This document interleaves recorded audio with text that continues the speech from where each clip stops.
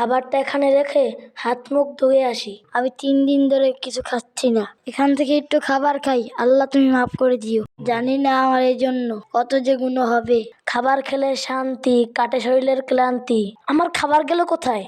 এই দেখি দেখি, তুমি আমার খাবার নিছো? এই যে তোমার হাতে খাবার, তুমি আমার খাবার নিছো কেন? ভাই আমি খুবই অসহায়, 3 দিন ধরে আমি কিছু খাই না, আমাকে মাফ করে দাও।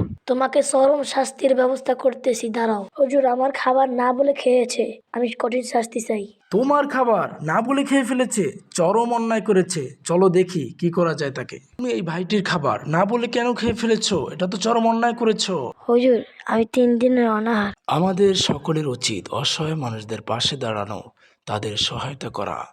রিয়াজুল, তুমি এরপর খানা খেলে, তুমি তো অনেক কোটিপতি, খানা খেলে অসহায় মানুষদেরকে পাশে নিয়ে খানা খাবা। কারণ আল্লাহ রসুল সাল্লাল্লাহু আলাইহি ওয়াসাল্লাম সবসময় মেহমান নিয়ে খানা খেতেন। তাহলে আল্লাহ তাআলা তোমাকে আরো নিয়ামত বাড়িয়ে দিবেন ইনশাআল্লাহ। বন্ধুরা, ভিডিওতে সবাই লাইক দিয়ে দিবেন।